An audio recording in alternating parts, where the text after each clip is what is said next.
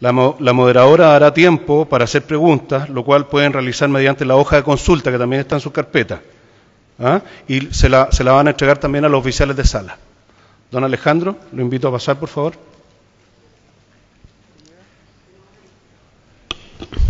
Ahí. Buenos días. Tal como dijo Luis Larraín, este seminario tiene lugar desde hace 15 años. Y ustedes no se pueden imaginar lo impresionante que es ver desde aquí a 1.200 profesores, o sostenedores, o directores de colegio. 1.200 personas que están trabajando por la educación de los niños chilenos en la sala de clase. Lo recalco y lo digo porque soy profesora. Tengo el honor de participar en la Comisión de Políticas Públicas de Libertad de Desarrollo desde hace muchos años. Pero nací con la tiza en la mano y creo que es en la sala de clase donde se producen los cambios. El hecho de que Alejandro Ganimián esté aquí para hablarnos de eso, de la sala de clase y de los efectos de las políticas públicas en la sala de clase, es que nos parece tan relevante su presencia. Aunque no lo parezca, tiene una larga trayectoria. Suena rarísimo decirlo, pero quiero contarlo, porque es la única manera que nos crean que todo este bagaje de conocimiento ha estado en curso. Tiene una licenciatura en Política Internacional de la Universidad de Georgetown. Tiene una máster en Investigación en Educación de la Universidad de Cambridge, como becario de Gates. Es investigador asociado en el programa multidisciplinario de Inequidad y Política Social de la Escuela de Gobierno de Harvard. Es estudiante de doctorado en análisis cuantitativo de política educativa de la Escuela de Educación de Harvard, como becario presidencial. Ha trabajado, aunque parezca más increíble, en el Banco Interamericano de Desarrollo, en la Fundación Bill y Melinda Gates, en el Banco Mundial y en el Programa de Promoción de la Reforma Educativa en América Latina y el Caribe. Es cofundador de Enseñá por Argentina, que es el equivalente a nuestro Enseña Chile y que allá fue creado en junio del 2009. Hoy es parte de su consejo educativo. Alejandro, muchas gracias por estar con nosotros.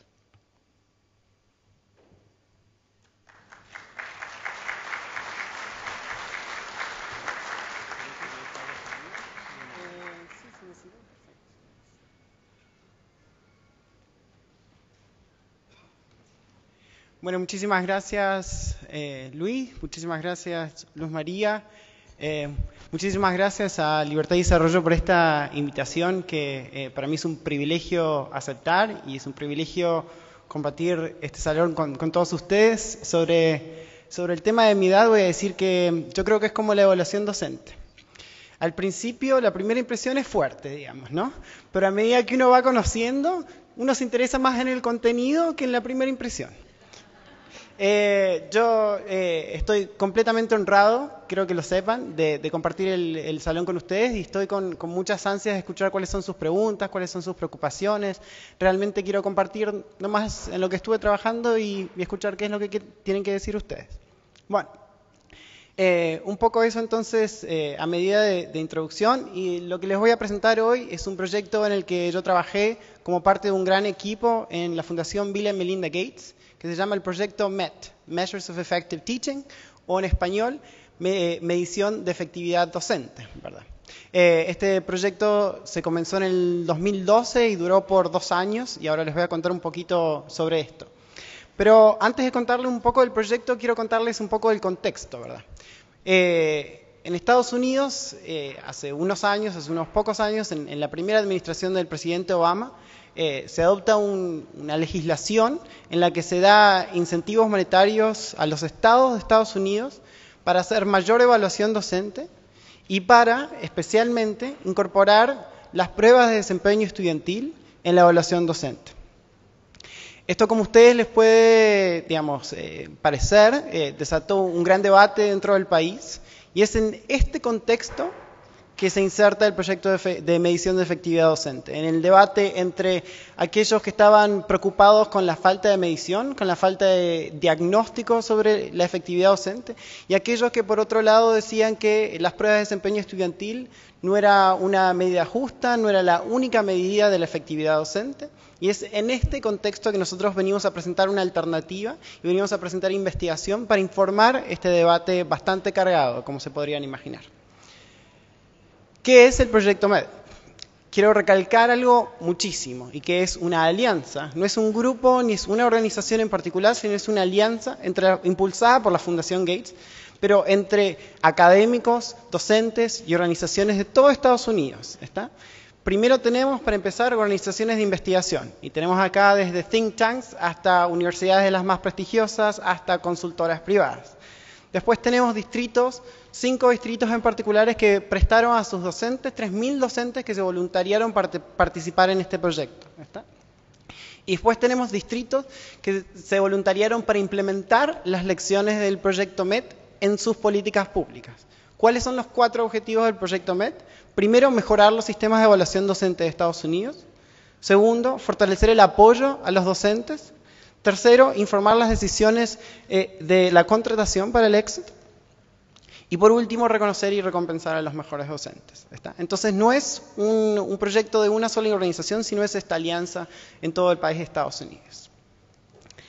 ¿Por qué enfocarse en los docentes? Y esto parece como una tontería, casi, contárselas a ustedes, pero quizás los investigadores nos gusta comprobar lo que los padres y los docentes ya saben. Si nosotros tomamos a 2 alumnos en un año, 2 alumnos promedio, y los economistas o los estadísticos les decimos que están en el 50 percentil. ¿Qué significa esto? Bueno, simplemente que se desempeñan mejor que el 50% de los alumnos en su clase. Y los seguimos desde que tienen 8 años hasta que tienen 11 años. Y medimos cómo se desempeñan en las pruebas de, por ejemplo, matemática y lectura.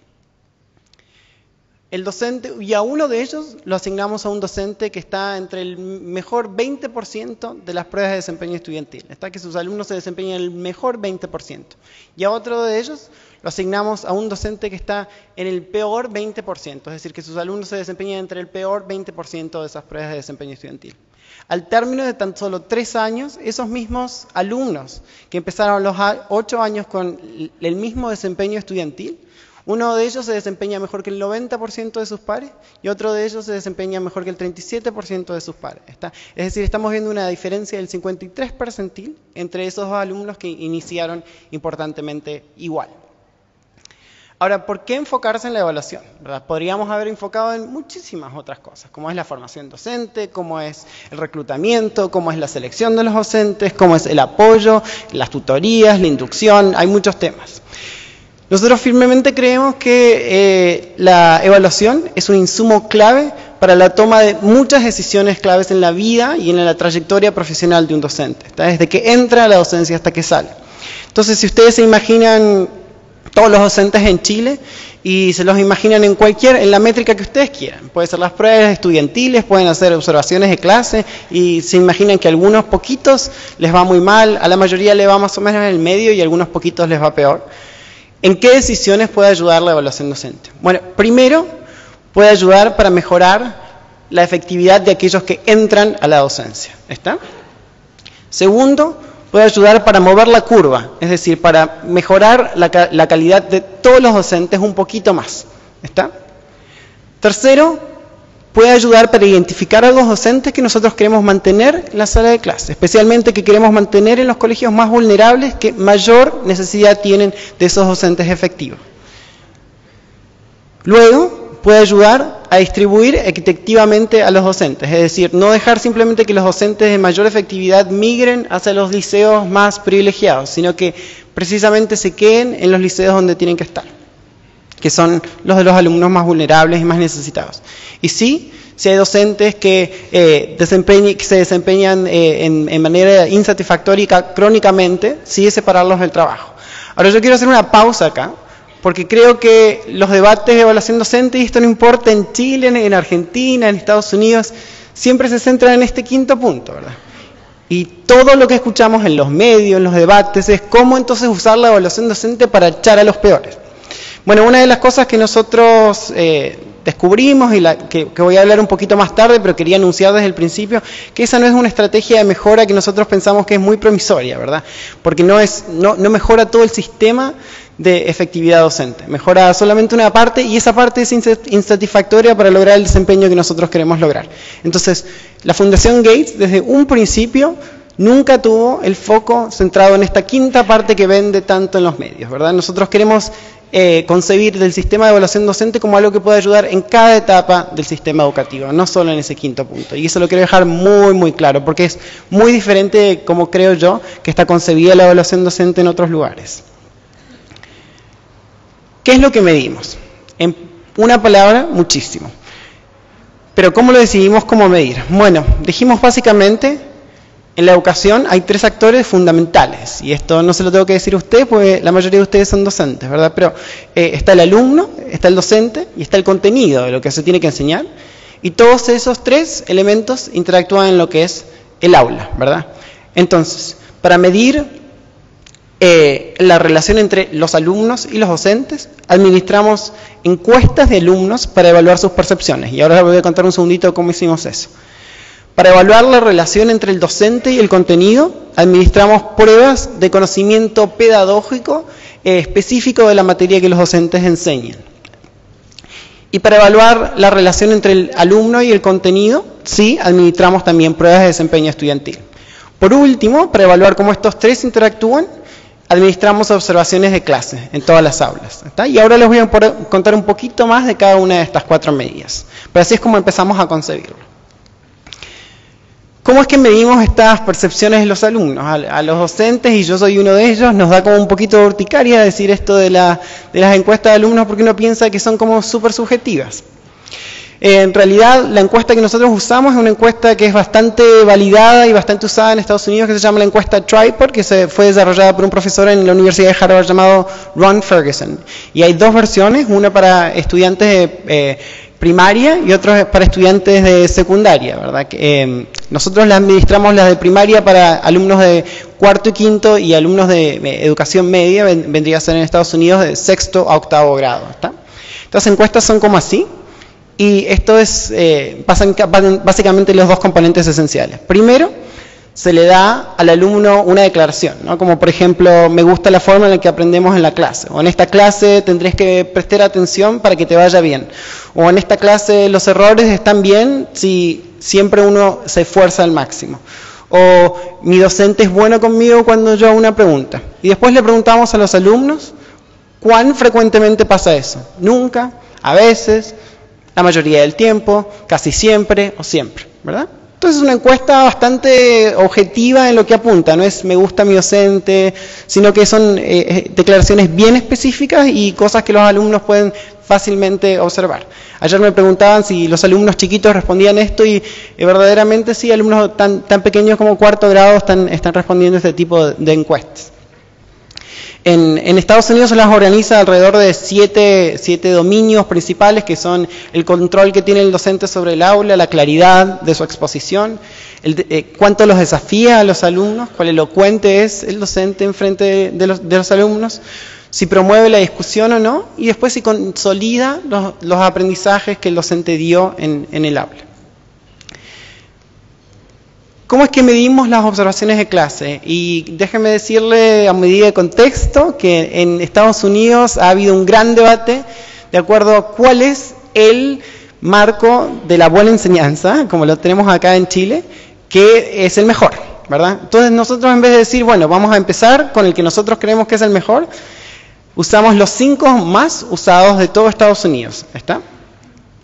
2 de ellos son el sistema CLAS, que se puede aplicar en cualquier clase, ya sea de física, de educación física, de química, de arte, de lectura, de matemática, y el otro es el marco de la buena enseñanza, que obviamente en Chile lo conocen bastante bien. El primero, el CLAS, fue diseñado por un profesor en la Universidad de Virginia llamado Bob Pianta, y el segundo fue diseñado por Charlotte Danielson, a quien ustedes conocen. Y después administramos 3 protocolos que son específicos hacia la materia que los docentes enseñan. Nosotros solamente teníamos docentes de matemática y lectura, por lo tanto utilizamos 2 protocolos que son de matemática, que tienen aquí el Mathematic Quality of Instruction, o MQI, o el protocolo de observación de UTeach, que es una organización en Estados Unidos. Y para todo lo que es lectura, administramos este protocolo que se llama Plato, que lo desarrolló Pamela Grossman en la Universidad de Stanford. Entonces, nosotros no empezamos con decir, este es el mejor protocolo de observación de clases, sino dijimos, comparemos a todos estos, ¿verdad? Y usémoslos todos diferentes. ¿Cómo medimos el conocimiento de los docentes? Usamos pruebas de conocimiento desarrolladas por la agencia de evaluación llamada ETS en Estados Unidos, que incluyen preguntas sobre el conocimiento pedagógico por materia, por ejemplo, como de matemática o de lectura. Acá tenemos, por ejemplo, el ejemplo de matemática es el siguiente. Se le da a un docente una pregunta en la que se le dice, usted como docente le da a sus alumnos algo que dice 8 más 3 es igual a 11. Y le pregunta a sus alumnos que le digan qué significa el igual en esa ocasión. Una de las opciones es que el igual significa el total es. Entonces, 8 más 3, el total de 8 más 3 es 11. La otra respuesta posible es que el igual significa que cualquiera de las cantidades en ambos lados son equivalentes. El tercero es que si hay un igual, uno tiene que resolver algo. En este caso, tiene que sumar 8 más 3. ¿Está? O tiene que ser, significa, la cuarta opción es que lo que le hago al lado izquierdo también se lo tengo que hacer al lado derecho. ¿Está? Como ustedes ya todos los docentes de matemáticas ya lo saben, es prácticamente la segunda opción, la opción correcta, que es la de la equivalencia, ¿verdad? Porque no es que tiene que resolverse de un lado o del otro, sino que básicamente son equivalentes. Estos son el tipo de preguntas que se les hizo a los docentes. Y nuevamente, no con una preconcepción de que esto iba a estar estrechamente relacionado a la efectividad docente, ni con una preconcepción de lo contrario, sino precisamente para entender cuánto estaba relacionada.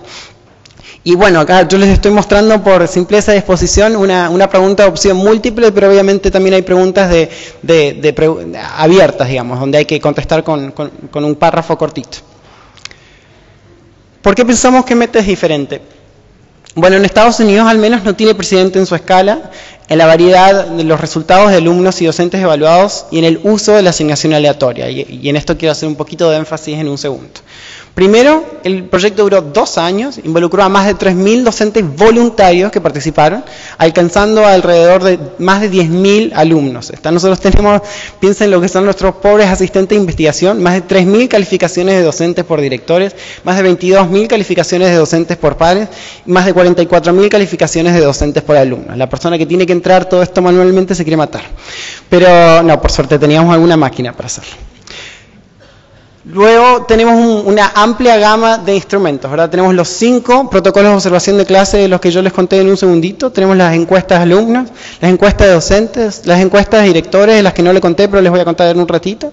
Las pruebas de desempeño estudiantil, y acá también quiero hacer otro paréntesis.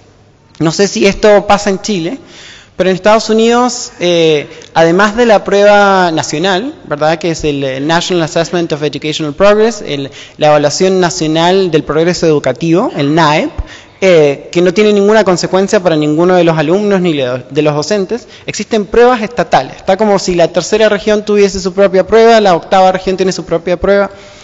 Y esas pruebas no tienen por qué, bueno, ahora está cambiando esto, pero hasta hace poco no tenían por qué estar conectadas, ¿verdad? Lectura podía significar algo en la tercera región y algo completamente diferente en la octava. Y cuando se empezaron a atar a esas pruebas, a consecuencias para los docentes, habían como muchas acusaciones de que se dejaba que los alumnos se copien, o de que los docentes estaban entrenando a los alumnos para contestar la pregunta en particular, pero que no sabían mucho más de la materia. Entonces nosotros dijimos de nuevo, en vez de asumir que estas pruebas son buenas o malas, porque nada, comparamos con otras pruebas. Entonces, usamos, por un lado, las pruebas de cada estado de matemática y lectura, y además administramos evaluaciones suplementales, que le llamamos nosotros, en matemática y lectura, desarrolladas también por ETS, que evalúan habilidades de alto orden, se dice. En inglés no sé si la traducción está muy bien, pero básicamente habilidades más complejas en matemática y lectura que son más difíciles de entrenar por parte de los docentes o de copiar entre los alumnos, ¿verdad? Y por último, bueno, tenemos las pruebas de conocimiento de pedagogía que yo les contaba. ¿Qué es lo que hicimos? Un debate que es enorme en el mundo de la econometría, en el mundo de la educación en Estados Unidos, es este tema de lo siguiente. Perfecto, usted me viene a evaluar a mí, pero yo tengo un grupo de alumnos muy vulnerables, y usted también lo evalúa a Luz María, y Luz María tiene un grupo de alumnos con muchas mayores ventajas, que es lo que hacemos, ¿verdad? ¿No? Si a mí me va mal en la evaluación, significa que yo soy peor docente o que yo tengo alumnos que necesitan un poco más de apoyo. Entonces lo que hicimos fue el segundo año del proyecto, asignamos aleatoriamente, es decir, con tirar una moneda y decir cara o seca, a Luz María y a mí, a las clases de los alumnos. ¿Está? Entonces, yo tenía la misma probabilidad de que me toque un grupo de niños vulnerables que Luz María. Eso, lo que nos permite a los economistas que nos brillan los ojos, son esto de estimar el efecto causal de la efectividad docente en el desempeño de los alumnos. Y eso es exactamente lo que queríamos hacer. Por todo esto, nosotros creemos que nuestro proyecto es bastante diferente de lo que existía ya en Estados Unidos, ¿verdad? ¿Qué es lo que encontramos? Y acá les quiero contar una diapositiva por una diapositiva los hallazgos, los 8 o 7 hallazgos principales. Primero, y este es mi favorito, es que cada medida de las que administramos tiene su superpoder. ¿Y qué quiero decir con esto? Imagínense un gráfico en el que en el eje X yo les muestro la confiabilidad. Quiere decir, yo le administro a Luz María en su clase una encuesta a alumnos, y después la observo a Luz María con otro grupo de alumnos y le administro también la misma encuesta. ¿Cuál es la relación entre el puntaje que se saca Luz María entre la clase A y la clase B? Si cualquier medida es perfectamente confiable, es un 1, y perfectamente ruidosa, es un 0. ¿Está? Y al mismo tiempo hago la misma pregunta. Yo a Luz María le administro en una clase encuestas a alumnos y en la otra clase le administro una prueba de matemática, por ejemplo, asumiendo que Luz María es docente de matemática. ¿Cuál es la relación? Es decir, nosotros llamamos el valor predictivo entre las encuestas a alumnos y la prueba de desempeño estudiantil. ¿Está? De nuevo, un 0 no tiene ninguna relación y un 1 tiene perfecta relación. Es decir, un 4, un 5, un 5, un 6, un 6 y demás. Bueno, fíjense que es bien curioso. El desempeño estudiantil del año pasado, es decir, tiene un alto valor predictivo, quizás no sorprendentemente, con el desempeño estudiantil de los alumnos del año siguiente, ¿verdad? Y tiene una confiabilidad mediana. Las encuestas a alumnos tienen un menor valor predictivo con respecto al desempeño de los alumnos en el año siguiente, pero tienen una mayor confiabilidad. Y a veces esto parece un poco sorpresivo, ¿no? Uno pensaría que los alumnos votan más por favoritismo, pero piensen que hay 30 o 20 o 15 o 40 alumnos por aula, ¿verdad? Entonces todo ese ruido que nosotros pensamos en nuestra cabeza se promedia y va bajándose por la cantidad de alumnos que contestan las encuestas por docente. ¿Está? Y luego tenemos las observaciones de clases y de nuevo aquí quiero hacer otro paréntesis. Toda esta discusión de las evaluaciones docentes se da en un contexto, en la mayoría de los sistemas educativos, donde ya existen observaciones de clase para evaluar a los docentes. No es que el sistema es una tabula rasa, hay siempre, aún en Argentina, imagínense, hay un sistema de evaluación docente que sí recae en las observaciones de clase. Entonces, el notar que las observaciones de clase tienen un bajo valor predictivo de un año al otro, debe sonar la alarma para todos nosotros que confiamos tanto en las observaciones de clase, pero aún más el notar que las observaciones de clase tienen menor confiabilidad que el desempeño de los alumnos también nos debe sonar una alarma. ¿Por qué? Porque el debate, al menos en Estados Unidos, estaba dado con que no se pueden usar las pruebas de desempeño estudiantil porque las pruebas de desempeño estudiantil son bien ruidosas. Y es verdad. Ahí bien que no es perfecta la predicción del año al año y que no es perfecta la confiabilidad. Pero fíjense cómo se comparan con las observaciones de clase. ¿Está? Entonces, cada una de estas mediciones tiene su superpoder. ¿Qué quiero decir con esto? Si nosotros comparamos el valor predictivo, la confiabilidad y el potencial para la retroalimentación, es decir, el uso que se le puede dar a cada una de estas medidas para sacar un poco provecho a qué es lo que tiene que hacer el docente para mejorar. Fíjense que las pruebas de desempeño estudiantil tienen un alto valor predictivo, las encuestas de alumnos tienen una alta confiabilidad y las observaciones de clase tienen un alto potencial para la retroalimentación. No significa que las otras medidas no tienen un nivel medio de lo otro. ¿verdad? De hecho lo pueden ver en la tabla. Pero la ventaja comparativa de cada uno de estos de estas medidas de efectividad docente, que los economistas llamamos ventaja comparativa, pero cuando hablamos en los medios decimos más el superpoder, porque es como un poquito más vendedor, ¿verdad? Pero los superpoderes de cada una de estas medidas son bien diferentes, y esto es bueno saberlo. ¿Qué encontramos?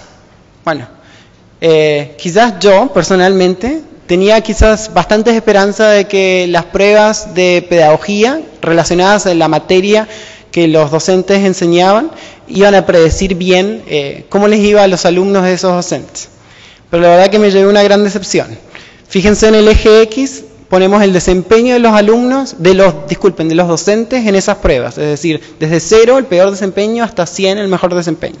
Y en el eje Y tenemos cómo le fue a los alumnos de ese docente que evaluamos, ¿verdad?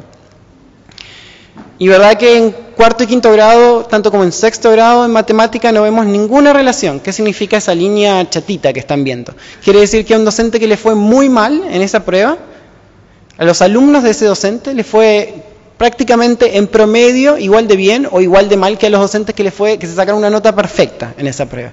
Eso es terrible, es como la pesadilla de cualquier persona que trabaja en estos temas, ¿verdad?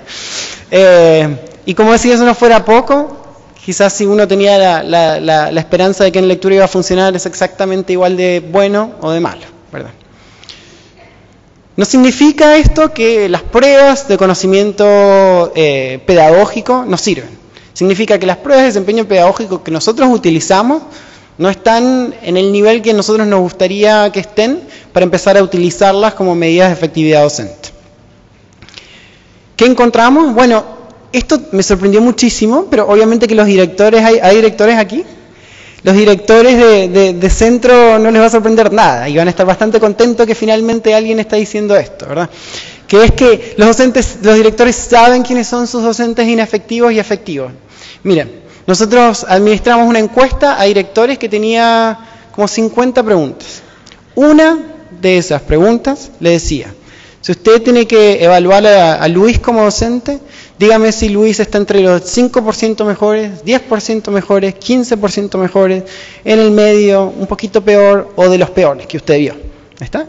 Eso. El director literalmente hacía un círculo alrededor del 1 al 5, ¿verdad? ¿Qué es lo que encontramos? Acá está la nota del director convertida en percentiles, pero ahora van a ver unas burbujitas que va a hacer un poquito esto más claro. Y después está obviamente el desempeño de los alumnos evaluados por el director. Cada una de estas burbujitas es del 1, el 2, el 3, el 4, el 5 y el 6 que le podían dar los directores a sus docentes. El tamaño de la burbujita es cuántos docentes fueron evaluados en ese nivel. Fíjense que la burbujita del 1 es bien pequeña, es decir, no es que los directores piensan que todos sus docentes son un desastre. La del 2 también es pequeña y el 3, 4 va aumentando, ¿verdad? Pero hay una relación casi muy, muy estrecha con respecto a lo que el director piensa y lo que dicen las pruebas de desempeño estudiantil de esos docentes el año siguiente. Acá también tengo que hacer un paréntesis, y es que en varios estados de Estados Unidos, particularmente los estados que participaban del proyecto MET, empezaron como práctica a evaluar varios años consecutivos de desempeño estudiantil, de tercero generalmente a octavo grado, y a devolverle esos resultados y la mejora en esos resultados de cada uno de los docentes a los directores. Es decir, no es que el director se sentó a completar esta encuesta sin haber sabido nunca cómo le iban a los alumnos de estos docentes. Pero lo importante es que claramente lo registra, digamos, y lo incorpora a su opinión con respecto al docente, y que esa opinión tiene una estrecha correlación con el desempeño de los alumnos. Y obviamente, quizás nos sorprende, pero que en lectura es igual estrecha. Esa diferencia que ven ahí es a veces por la baja cantidad de docentes que tienen en el nivel 2, ¿verdad? Y esto es bien sorprendente y es bien importante. Otra de las cosas es que nos concentramos en, dado que varios de los sistemas educativos en Estados Unidos y ciertamente el resto del mundo tienen sistemas de observación de clase, ¿cómo se pueden hacer mejor? ¿Cómo es que podemos maximizar su confiabilidad? Y de nuevo, este concepto de confiabilidad tiene un significado no muy amplio, sino bien específico, que es, si yo mido un docente un día con un grupo y lo mido o con el mismo grupo el año siguiente o con un grupo diferente en el mismo año, ¿cuál es la relación entre esas dos medidas? ¿Está? Y la respuesta es que hay varias formas de conseguir una alta confiabilidad para las evaluaciones docentes. Aquí lo que ven ustedes son los gráficos de barra de la confiabilidad de diferentes formas de evaluar a los docentes, ¿está? Entonces, por ejemplo, la barra esta más pequeña les dice que cuando yo asigno a un director a que observe a un docente por 45 minutos, esa evaluación, una vez, tiene una confiabilidad de un 0.51, ¿está? Si yo asigno al mismo director a que lo evalúe 2 veces, mejoro la confiabilidad hasta un 0.58. Si yo hago algo que no me maten todos los docentes, pero lo hicimos por experimento nomás. Pero tenemos un director que mira un aula y después le pedimos a 3 pares de ese docente que observen a ese docente por 15 minutos solamente. ¿Está? Puedo mejorar aún más la confiabilidad. Y esa tiene la misma confiabilidad que yo agarro dos personas del equipo directivo, ¿está? Y les digo que observen al mismo docente, pero 2 veces, cada uno una vez, ¿no? Y eso tiene básicamente la misma confiabilidad de pedirle al mismo director que observe un docente 2 veces y al mismo par que observe el docente 2 veces por 45 minutos. Y puedo mejorar un poquito más la confiabilidad diciendo que el director lo observe 2 veces ese docente y que 2 pares diferentes observen a ese docente por 2 veces siguientes. Bueno, y así sucesivamente. La idea es que claramente hay diferentes formas de mejorar la confiabilidad de estas medidas. Y quiero resaltar algunos temas. Primero que las observaciones cortas, que nosotros los que alguna vez hicimos clase nos dan un poquito de urticaria, son bastante eficientes a veces, específicamente cuando usamos varios observadores para hacerlas, ¿verdad? No es que una observación de 15 minutos no sirve nada, de hecho puede servir bastante si se complementa con otras observaciones de 15 minutos. Lo segundo que quiero decir es que agregar una segunda vista vale mucho, y los docentes que están acá lo van a saber muy bien. ¿Cuántas veces los han observado y han recibido una retroalimentación que ustedes dijeron, no sé si me parece que está bastante bien, ¿verdad? Bueno, eso apunta a que sumar a un segundo observador siempre sube la confiabilidad de esa observación, ¿verdad? Los directores, quizás no sorpresivamente, y acá también se van a poner bastante contexto, son muy, muy buenos observadores, califican a sus docentes mejor, pero sus calificaciones están altamente correlacionadas con las de otros observadores. Esto lo digo porque en Estados Unidos por lo menos hay esta preocupación de que si yo a Rosita la hago que la observe a María Luz, y Rosita es la directora de María Luz, va a ser bastante sesgada en términos de su observación. No, en general Rosita le va a dar una nota más alta a María Luz que me va a dar a mí, que yo quizás trabajo en otro centro, pero las observaciones de Rosita van a estar correlacionadas con otras observaciones de otras personas.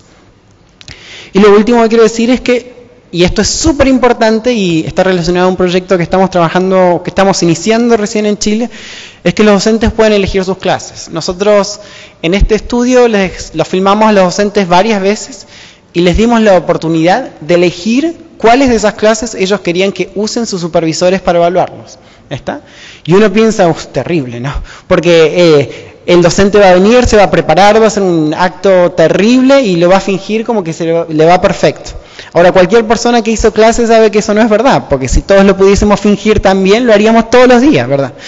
Pero básicamente lo que eso significa es que los mejores docentes sabían cómo elegir sus mejores clases, los docentes del medio sabían cómo elegir algunas clases buenas, y los docentes que se desempeñaban peor o no elegían sus clases o elegían clases muy malas. Entonces, de hecho, se podía distinguir aún mayor entre los mejores docentes y los peores docentes de acuerdo a esta métrica, ¿verdad? Y eso es bien sorprendente y es bien importante.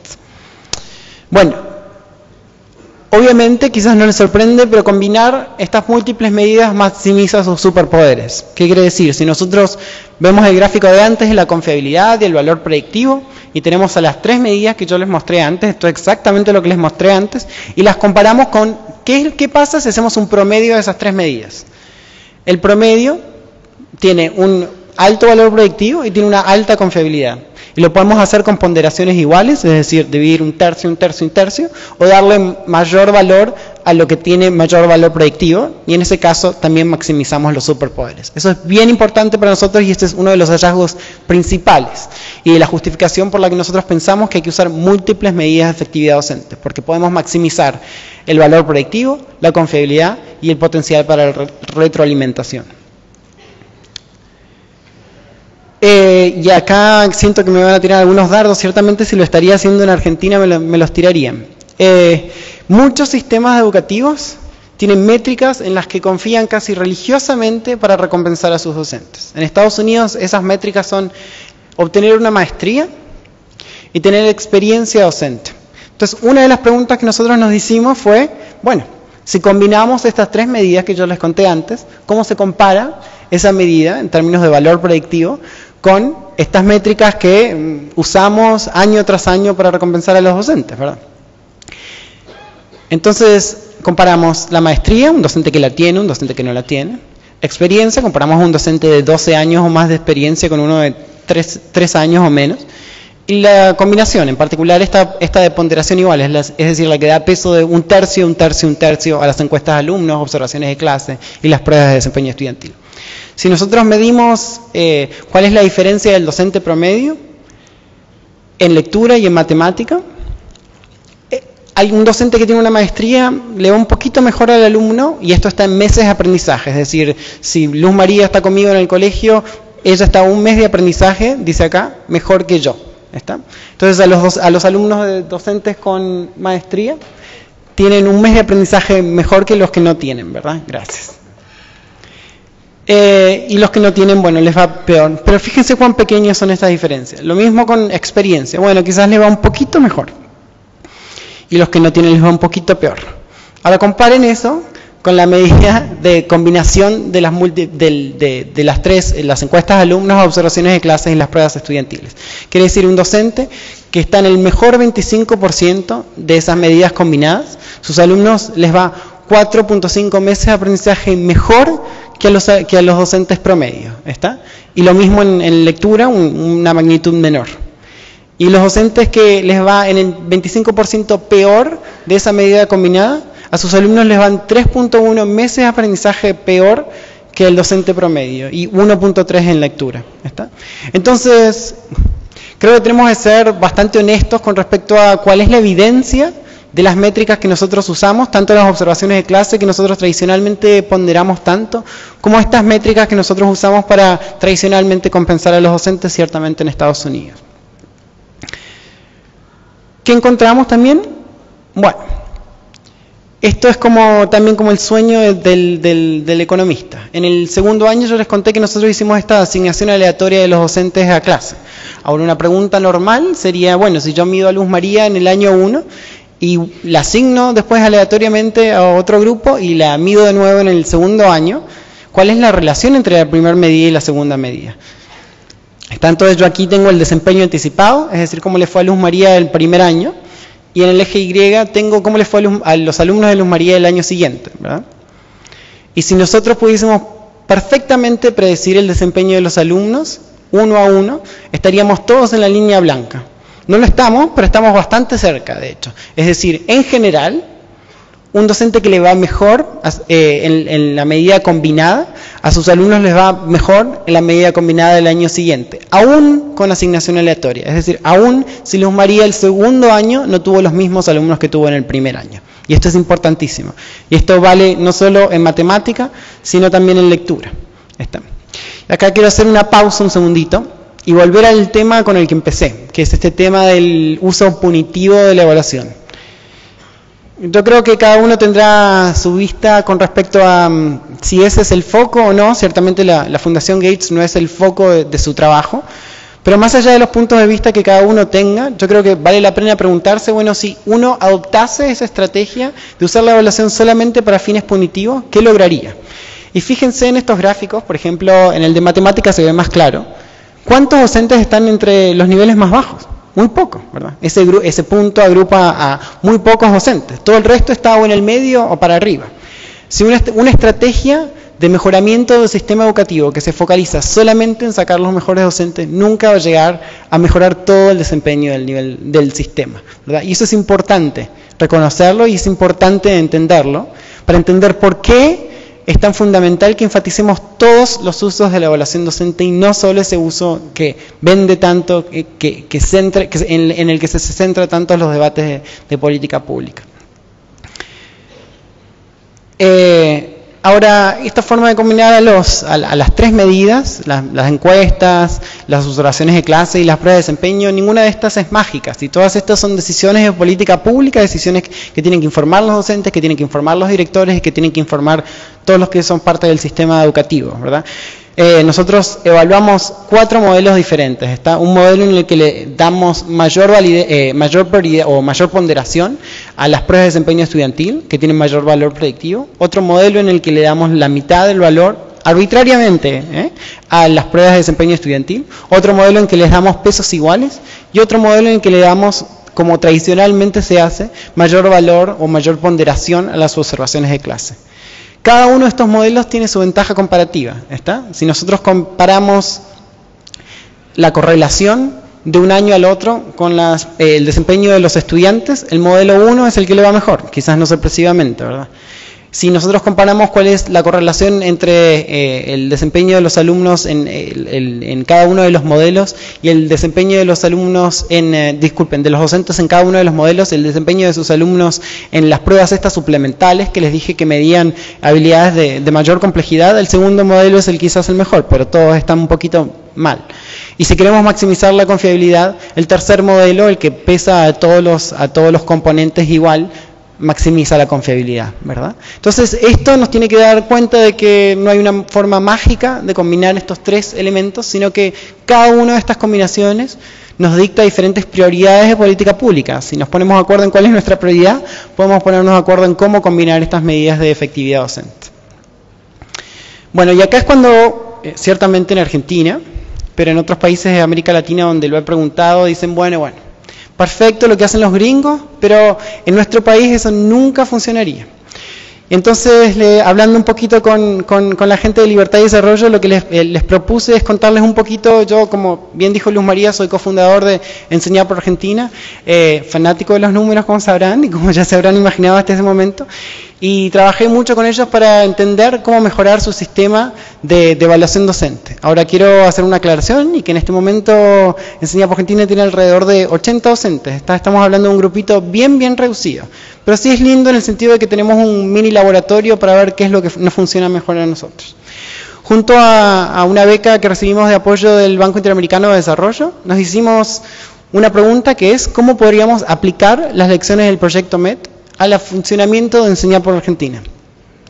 Me imagino porque ustedes lo conocen por Enseña Chile, pero a modo de contexto, Enseña por Argentina es un programa que recluta a graduados universitarios para que enseñen de cualquier disciplina, educación, ingeniería, economía, química, biología, para que enseñen por 2 años en colegios de alta vulnerabilidad, sean municipales, privados, particulares o privados subvencionados, que sirvan a una población muy vulnerable, por 2 años.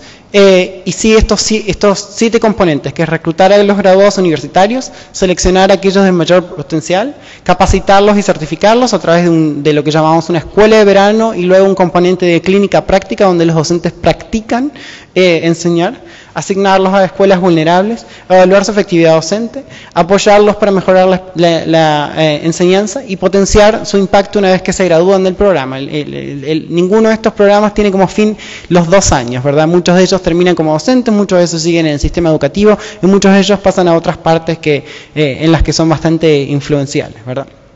¿Qué es lo que hicimos?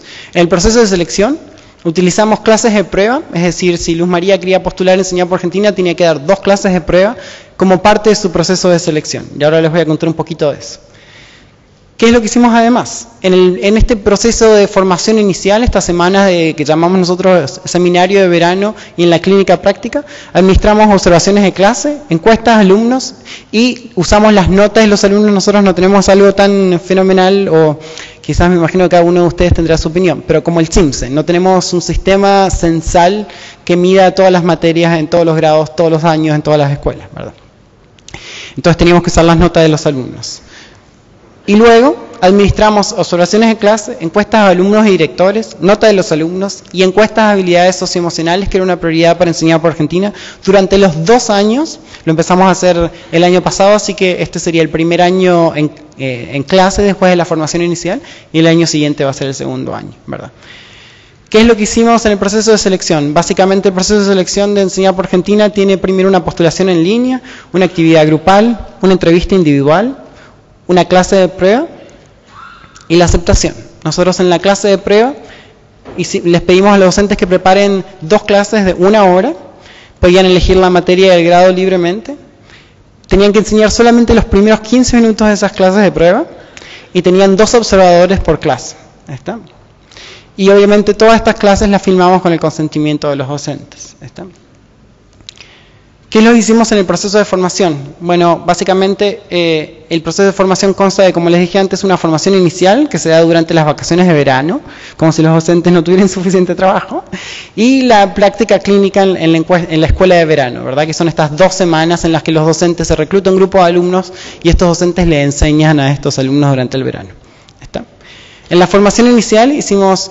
les presentamos a los docentes las múltiples medidas de efectividad docente. Nosotros no evaluamos, no administramos ninguna medida sin presentársela primero a nuestros docentes.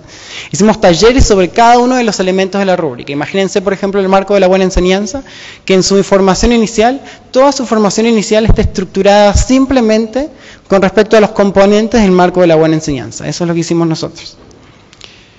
Y en la práctica clínica, agrupamos a los profesionales en pareja o tríos pedagógicos, esto basado bastante en la experiencia internacional de la importancia del trabajo de grupo o de pares entre los profesores, con los que compartían esta clase por 2 semanas, y los profesionales se turnaban a enseñar. ¿Está? Entonces, si yo estaba con Luis y Luz María, mi trío pedagógico, cuando yo enseñaba, Luz María y Luis me estaban observando, ¿verdad? Y la persona que se fue asignada a mí como un tutor, es decir, una persona con experiencia pedagógica y docente, algunos de ellos que pasaron por el programa en años anteriores, también me observaba, ¿verdad? Y cada uno de nosotros 3, por ejemplo, administraba a sus alumnos pruebas diagnóstico y prueba final. ¿Está? Y para cada uno de los profesionales, sus alumnos respondían a esta encuesta de alumnos que yo les conté antes. Tengo bastantes diapositivas sobre cómo hicimos las observaciones de clase, pero las tengo guardadas en el apéndice para no aburrirlos, para dejarle más tiempo de preguntas, pero si tienen preguntas acerca de cómo estructuramos la observación de clase, es bien curiosa y se les podría contar. ¿Qué lo hicimos en el proceso de evaluación? Bueno, esto es cuando me puse un poquito loco, ¿no? Porque tenemos mediciones de todos lados. Tenemos observaciones de clase 5 veces por año, con 5 cursos diferentes por docente. ¿Está? Tenemos encuestas de alumnos 2 veces por año, a principio y a fin de año, con 2 cursos diferentes. Tenemos notas de alumnos, en Argentina está estructurado a través de semestres el año. ¿Está? Entonces, cada entrega de notas nos entregaban a nosotros. Tenemos encuestas de directores. En Argentina, nuestros docentes, más que nada, no trabajan solamente en una escuela, sino que es muy probable que se asigne por hora. Entonces, que tocan 2 horas en una escuela, 3 horas en otra escuela, 4 horas en otra escuela. Entonces elegimos 2 escuelas y administramos 2 encuestas de directores, ¿verdad? Y las encuestas de habilidades socioemocionales 2 veces por año con 2 cursos diferentes. ¿Está? ¿Y qué es lo que hicimos? Bueno, para las observaciones de clase usamos la rúbrica que combina todos los instrumentos que ustedes vieron en MET con una rúbrica que nosotros tenemos de Teach for America, el programa que empezó similar al de Enseña Chile y Enseña por Argentina en Estados Unidos. Para las encuestas de alumnos usamos exactamente la encuesta de MET, traducida al español obviamente. Para las notas de los alumnos, como les dije, usábamos las notas que les daban los profesores en sus clases.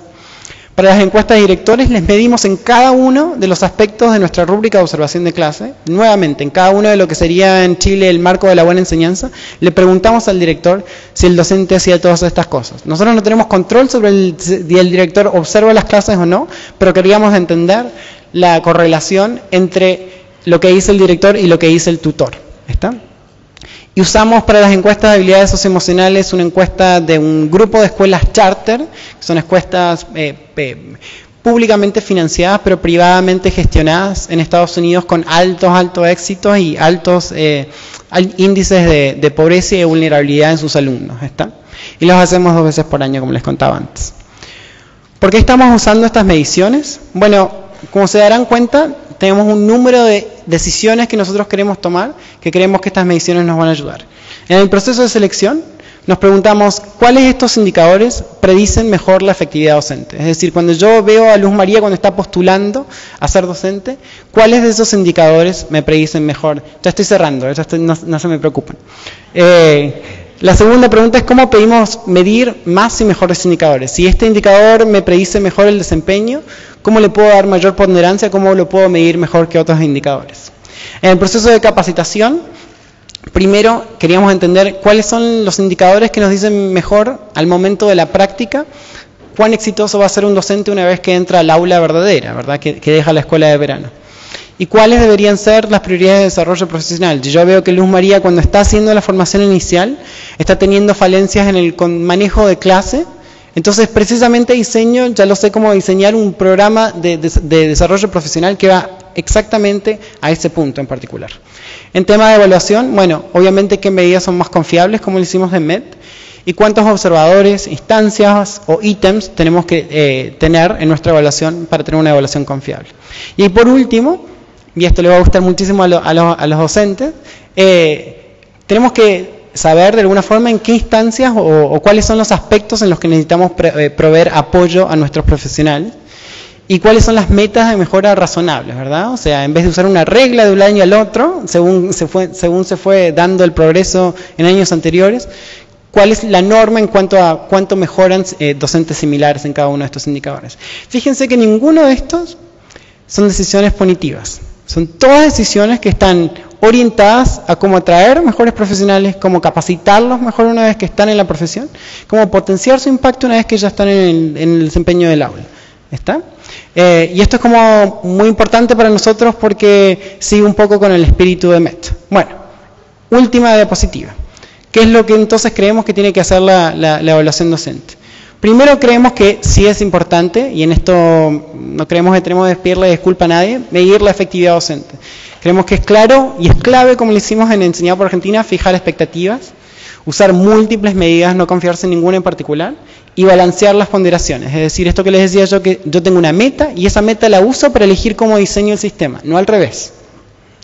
Segundo, y esto es clave para que los docentes crean que esta es una evaluación justa, y tengan gusto de participar en ella, es asegurar la calidad de los datos. Es decir, nosotros constantemente nos sentamos con el COO de Enseñar por Argentina y nos damos cuenta, mira, esta medida que estamos haciendo de la encuesta de alumnos nos está dando muy poco valor predictivo, o esta es muy confiable, o esta es muy poco confiable. Todos los días nosotros monitoreamos cuán buenas o malas son nuestras medidas y cambiamos acorde. Segundo, asegurar su confiabilidad y obviamente verificar su precisión. Y en base a eso, invertir en la mejora. Hacer decisiones que son informadas por esos datos. Hacer decisiones relevantes entre buenos y malos docentes según la métrica. Priorizar el apoyo y la retroalimentación ante todo. Y usar los datos para decisiones clave. Y así seguimos, ¿verdad? Entonces, es importante para nosotros un poco compartir el espíritu de MET. Bueno, no me tienen que escuchar más a mí, pero pueden ir a www.metproject.org y tener de todo, los resúmenes de todo lo que hicimos, las investigaciones mismas para todos los nerds que están acá en el salón con nosotros, y las guías para los que quieren hacer eso en su región o en su comunidad, de cómo hacerlo, cómo filmar clases, cómo hacer encuestas de alumnos, todo está disponible en la web. Y por último, todo, si no leen inglés, está en mi sitio web, todo lo que hicimos en Enseñar por Argentina ahí. Muchísimas gracias por el tiempo y disculpen por abusarme de él. Muchas gracias.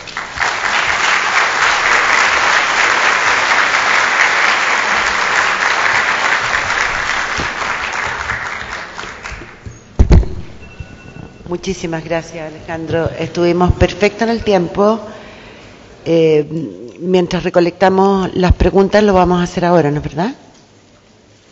Ya, tenemos 5 minutos mientras producen las preguntas. Yo tengo algunas, mientras llega el resto. Al final de tu presentación dijiste muy claramente, primero, elegir la meta. O sea, ¿qué es lo que queremos lograr con nuestros alumnos? Tener una visión y una visión clara de hacia dónde queremos llegar. ¿Cuánto nos ayuda a tener estándares de aprendizaje a ese logro de la meta?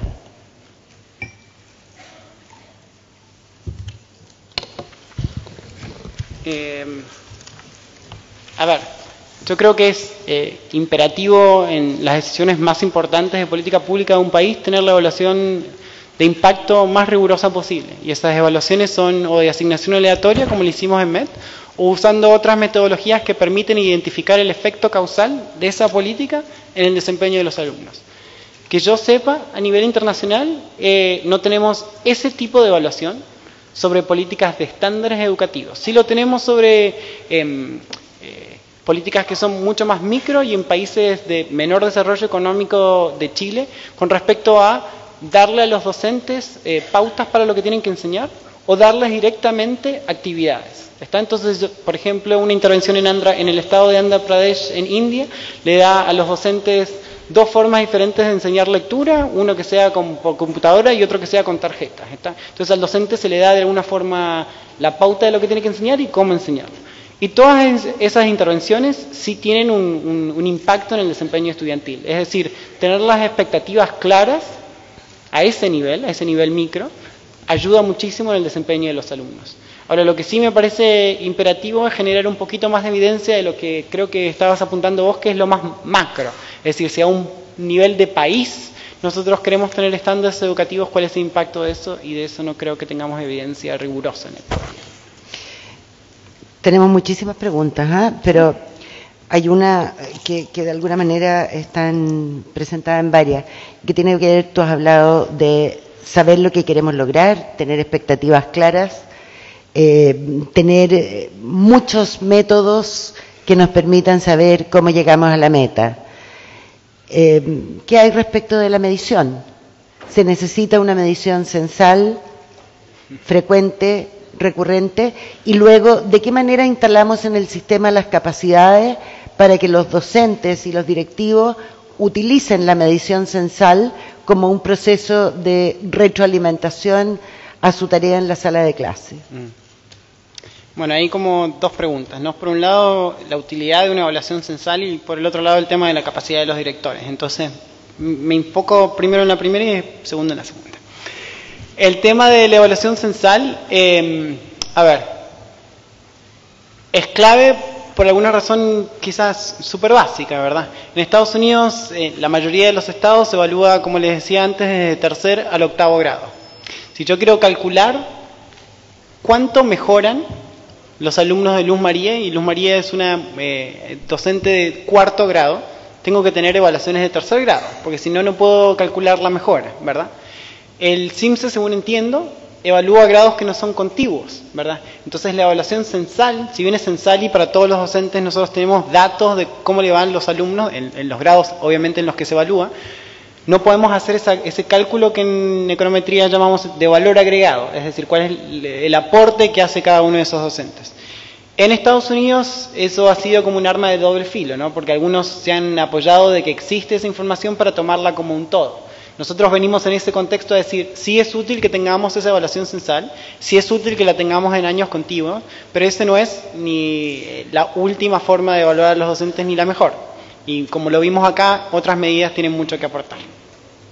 Segundo tema es el tema de los directores, y lo hablábamos un poquito ayer en la discusión excelentísima que tuvimos con varios directores, sostenedores y directores de educación y gente del sistema educativo chileno. Y yo les dije lo siguiente, ¿no? Lo que se había dicho era, bueno, pero nosotros, y lo escuché en muchos países latinoamericanos donde voy a hablar, nosotros tenemos directores que hay que capacitarlos en este sistema tan complejo de evaluación docente. Yo pensaría al revés, ¿no? En Enseñar por Argentina nosotros tenemos docentes que están en el otro lado del espectro. Son personas que se graduaron de química, quizás de universidades tan prestigiosas como la Católica, pero que nunca dieron clases, nunca hicieron clases, ¿verdad? Entonces yo a esa persona no me puedo dar el lujo de que si Luz María es una de esas personas y Luis es otra de estas personas, ellos vean como observadores cosas diferentes, ¿está? Si ellos son directores de clase, directores de centro en algún momento. Entonces, todo el sistema de observación de clase, y lo van a ver si van al sitio web, está diseñado muy específicamente. ¿Qué quiero decir con esto? Hay 5 pasos clave, cada uno de esos pasos tiene alrededor de 3 o 4 acciones que lo detallan. Cada una de esas acciones tiene 5 a 7 indicadores, y cada uno de esos indicadores te dice exactamente qué es un nivel prenovato, un nivel novato, en un parrafito qué es un nivel intermedio, qué es un nivel avanzado y qué es un nivel ejemplar. Si es exagerado, sí lo es, pero piensen cuál es el punto de partida. Son personas que son excelentes profesionales, pero que tienen muy poca experiencia en la docencia. Como decíamos, a medida que esos profesionales se capaciten mejor, podemos ir haciéndolo menos prescriptivo. Pero esto de Esperar siempre que la capacitación de directores se ponga al día con el modelo que tenemos de observación de clase me parece como una batalla bastante a perder. Pensaría al revés y diseñaría un sistema de observación de clase que puedan hacer los directores que tenemos. Tan súper diversa tratando de resumir acá, pero hay varias que preguntan el valor que se le otorga a lo socioemocional. Qué buena esa pregunta, me encanta que me hayan preguntado sobre eso. Creo que hay que ser súper honesto con cuáles son las prioridades de cada uno de los países, ¿no? Y en Argentina el tema de las habilidades socioemocionales es un tema que se ve por todos lados.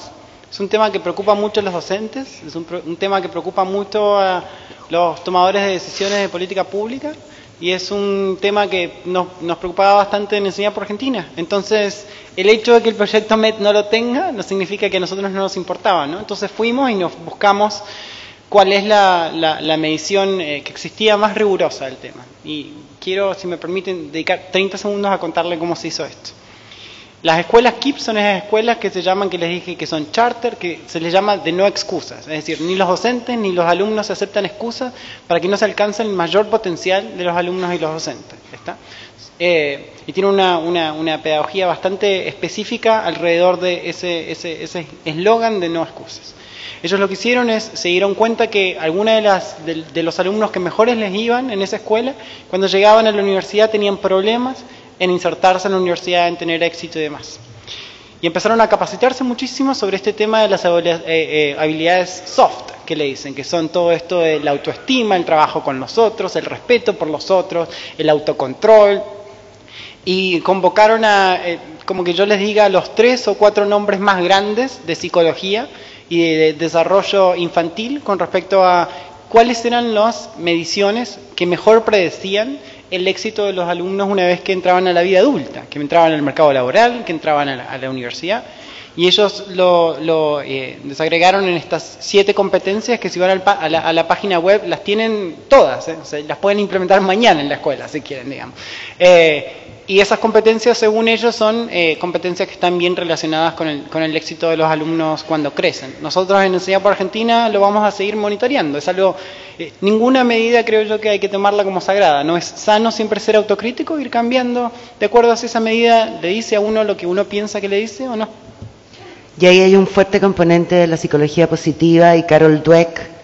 Exacto. Bueno, Carol Dweck en particular se enfoca en lo que se llama en inglés grit, ¿no? Que es esta expresión para explicar como la persistencia aun cuando falla uno consistentemente. Es decir, estas ganas de seguir intentando, ¿verdad?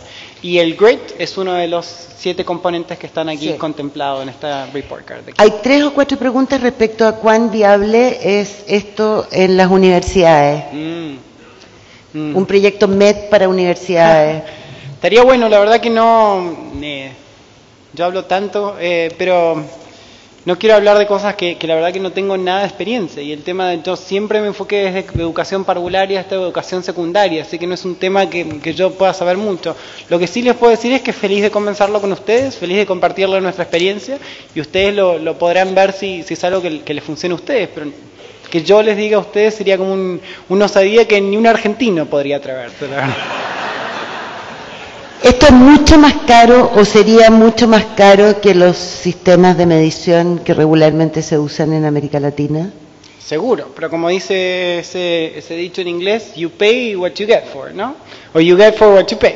Entonces, uno recibe lo que paga. Entonces, tener un sistema que es más barato, pero que no le da resultados en términos de confiabilidad y valor predictivo, para mí es como no solo una estafa a todos nosotros que pagamos impuestos, sino una estafa a los padres de familia y los alumnos que ponen día a día la confianza en nosotros para hacer un buen trabajo. Ya, tengo que cortar. No me dejaron más.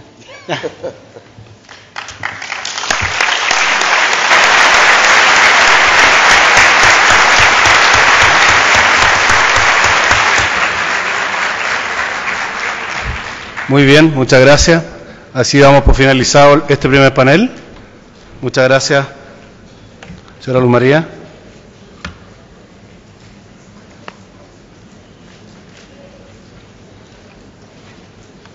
Les quiero recordar que en sus carpetas tienen varias hojas, dentro de eso la hoja de preguntas que acabamos de recoger.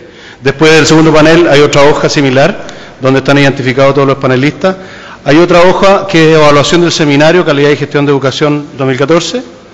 Junto con eso hay una encuesta de reforma educacional, que es la que les mencioné al principio, para que la vayan también entregando si es que quieren. Y además, si quieren recibir información, hay otra hoja que también pueden llenarle y dejarla en secretaría. Para continuar con el programa, vamos a dar paso entonces al segundo panel. Y para este panel nos acompaña como moderadora la señora Alejandra Candia. Para quien pide un aplauso, por favor. ¿Sí?